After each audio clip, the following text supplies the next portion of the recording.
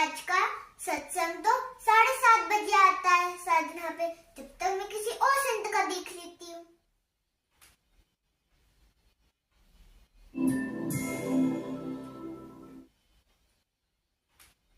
विष्णु भगवान जी जो है अजर अमर है, सर्वशक्तिमान है। इनको तो कुछ नहीं पता, मैं दूसरे चैनल पे देखती हूँ। हमारे भोले भंडारी शिव जी सर्वशक्तिमान है, उनकी जन्म और मृत्यु नहीं होती है। कितना अज्ञानी, इनको तो कुछ भी नहीं पता। क्या हुआ रियांशी, इतना गुस्सा क्यों कर रही हो? अभी तो सत्संग देख रही थी तुम, फिर इतना गुस्सा क्यों आया तुम्हें? कथावाचक पंडित जी ये कितना झूठ बोलते, इनको तो कुछ भी नहीं पता, ये कितना अज्ञानी है। क्यों, ऐसा क्या बोल दिया इन लोगों ने? मम्मा ये बोल रहे हैं शिव जी और विष्णु जी की कभी मृत्यु नहीं होती, वो अजर अमर है और ये सर्वशक्तिमान है। तो इन्होंने क्या ऐसा गलत बोल दिया रियांशी? सही तो बोल रहे हैं, क्या गलत बोल दिया? मैं आपको दिखाती हूँ प्रमाण श्रीमद् देवी भागवत में। क्या दिखाओगी प्रमाण? एक है उसके अंदर प्रमाण। आपको श्रीमद् देवी भागवत महान पुराण के एक प्रमाण बताती हूँ। क्या प्रमाण दिखा रही हो रियांशी, दिखाओ। क्या दिखा रही हो रियांशी? श्रीमद् देवी भागवत महापुराण 259 पेज तो पढ़ के देखो। क्या लिखा है 259 पेज पर? जरा खोल कर तो दिखाओ, मैं भी तो देखूं जरा। श्रीमद् देवी भागवत महापुराण, गीता प्रेस गोरखपुर से प्रकाशित है। क्या लिखा है इसके 259 पेज पर? अभी पढ़कर देख लेते हैं। ये निकाल लिया हमने 259 पेज नंबर, तृतीय स्कंद।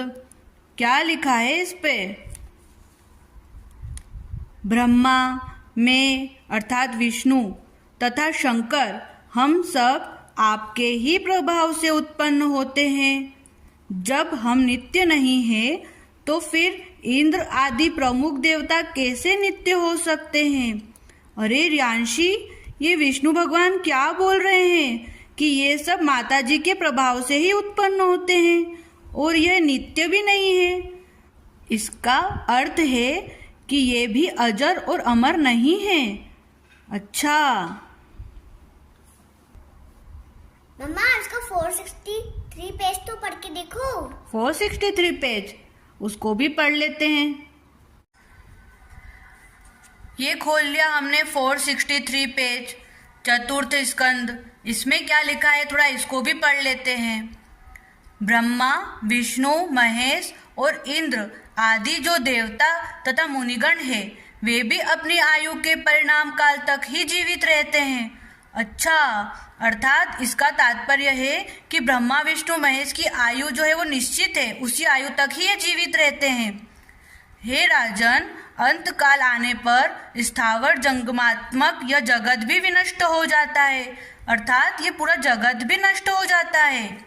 अच्छा, इसमें कभी भी कुछ भी संदेह नहीं करना चाहिए।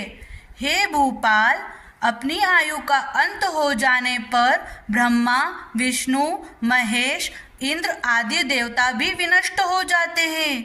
अरे रियांशी, इसमें क्या लिखा है कि इनकी आयु का अंत हो जाने पर ब्रह्मा, विष्णु, महेश और इंद्र आदि सभी देवता भी मृत्यु को प्राप्त हो जाते हैं?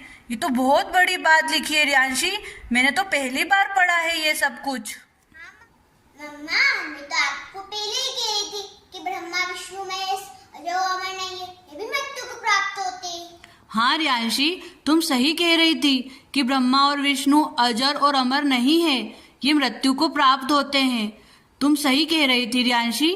ये कथावाचक, ये पंडित जी, आज तक इन लोगों ने हम लोगों को भ्रमित करके रखा, कभी भी हमें सच्चा ज्ञान प्राप्त नहीं करवाया, क्योंकि ये खुद ही अज्ञानी थे। कभी इन्होंने इन शास्त्रों को पढ़कर नहीं देखा कि इसमें क्या लिखा हुआ है। आज तक किसी पंडित जी, किसी कथावाचक ने हमें ये नहीं बताया कि ब्रह्मा और विष्णु की मृत्यु होती है, उनका भी जन्म काल एक निश्चित होता है। रियांशी, तुम सही कह रही थी। ये ज्ञान मैंने अपने गुरुजी संत रामपाल जी महाराज से ही प्राप्त किया है। हाँ रियांशी, संत रामपाल जी महाराज तो बिल्कुल सच्चा ज्ञान प्रदान करते हैं, शास्त्रों के अनुसार ही ज्ञान प्रदान कर रहे हैं। हमारे शास्त्रों में जो लिखा है वो तो वो ही हमें बताते हैं रियांशी। तुम सही बोल रही हो, तुम्हारे गुरुजी भी बिल्कुल सही बोलते हैं।